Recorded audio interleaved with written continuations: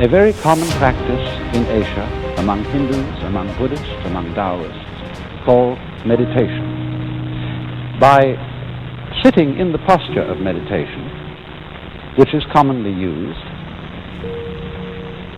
and is done approximately like this. One, to think. No, I wouldn't say think. That's a word we use very ambiguously. When I use the word think, I mean talk to yourself, or bring a lot of images before your mind which have nothing to do with what's right in front of you. So the function of this exercise, this posture, is to let the whole world come to you without interfering with it in any way, just sitting like that. You may say, oh, that's a great waste of time. There are all sorts of interesting things in life to do. Why just spend some hours sitting? And the reason, though, as I tried to explain, is that it is through this that one comes to have a contact no longer with a world of abstractions, no longer with a world of thought, but with the world that actually is. Now, as you do this, you begin to notice a rather curious change in your general feeling of life. You notice that there ceases to be what I would call an interruption or an interval between your experience and yourself. You see, in our ordinary way of using our minds, the chronic sense of strain, the chronic attempt to think about and make sense of what we are feeling, is what we call our ego. If you say, I experience my own existence, I am aware constantly of a knower behind and receiving all that is known, then you get this chronic sensation of there being an I, a self, who has all these experiences, and that I or self is what we call the ego. And this chronic sense of strain is our, you might call it our psychological blocking against our experience. The thing that seems to divide us from an external world, from the whole universe. But when in this way the interval begins to diminish, we begin to experience our world as ourselves. There is no interval, there is no interruption between the knower and the known. Just as when we are completely absorbed listening to music or dancing to music, we are not aware of our separation from it. We go right with it. And so in the same way, when the mind responds instantly to what the senses bring, it seems almost as if the mind and what it experiences were one and the same. Now, in a way, of course, this is actually true. We can understand this theoretically, but we don't ordinarily really feel it. For example,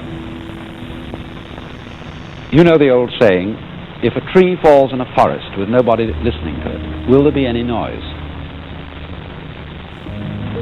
Perhaps you know the limericks in which this problem is posed.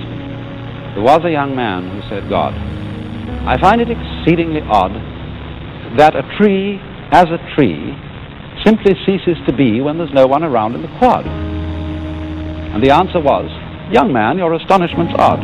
I'm always around in the quad, so the tree, as a tree, never ceases to be since observed by yours faithfully, God.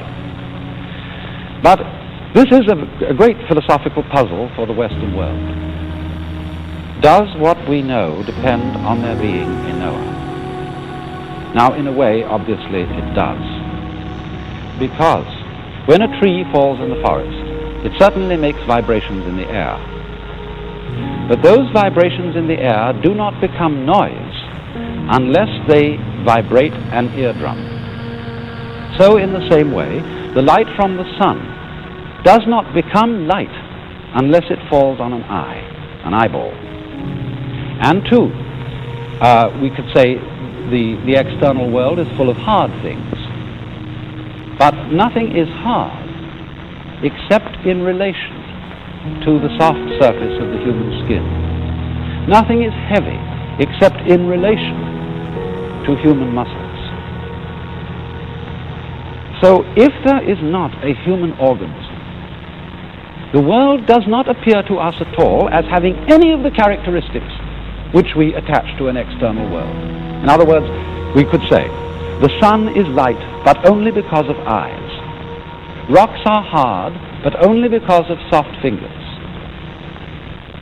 Falling rocks are noisy, but only because of sensitive human ears. We cannot form any idea at all of what the world would be like without an observing mind.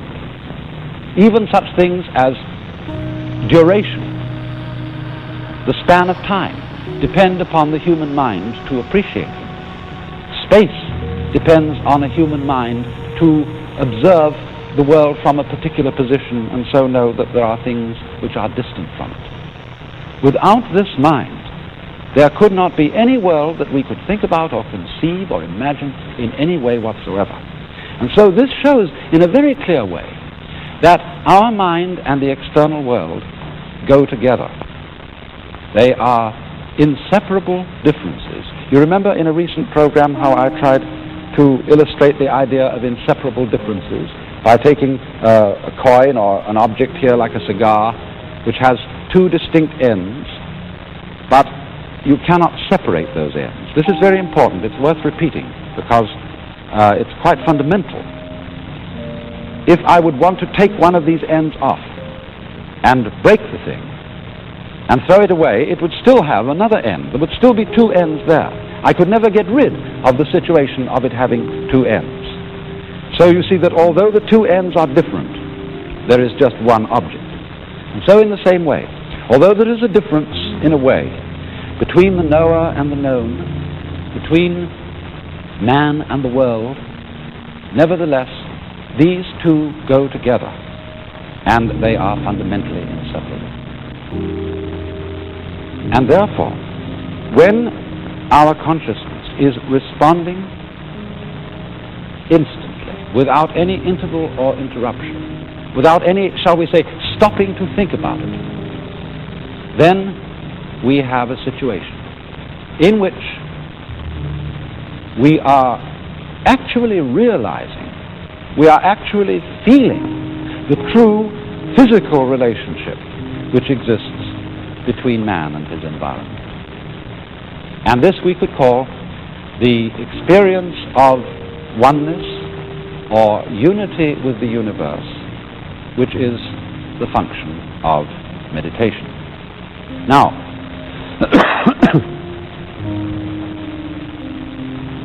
I think it's not difficult to see some very obvious values in this. Because, well, if we live entirely in a world of thought, all the things that we pursue in life tend in a way to become arid and unsatisfactory because we are living in an abstract world. In other words, nobody in his senses is going to eat a menu instead of dinner. Nobody in his senses is going to try and get a satisfactory diet off dollar bills. And yet, you see, dollar bills and menus stand in the same relation, on the one hand to wealth, on the other hand to dinner, the same relation in which thought stands to reality. They represent it. They symbolize reality, but they are in no sense substitutions for it.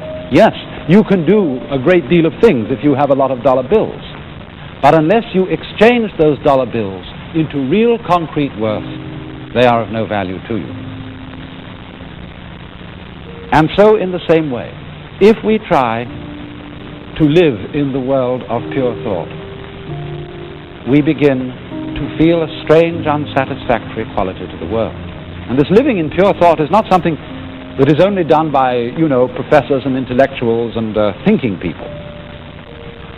Perfectly ordinary people often live in the world of pure thought. As, for example, when we pursue certain goals in life, when we say, I want to be successful, I want to be happy, these are really abstractions, elements by the fantasies of thought.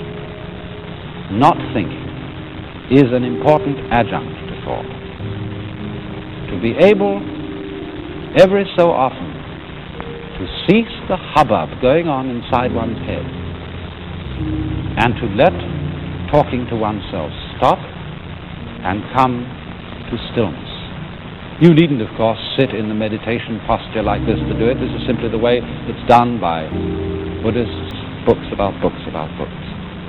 So in this way, through meditation, we come to that kind of profound peace which is exhibited in the faces of the Buddhas.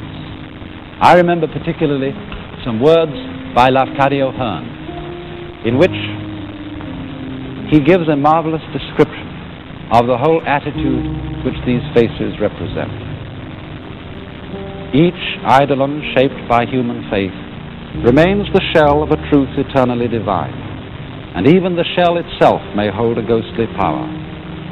The soft serenity, the passionless tenderness of these Buddha faces might yet give peace of soul to a West weary of creeds transformed into conventions, eager for the coming of another teacher to proclaim, I have the same feeling for the high as for the low, for the moral as for the immoral, for the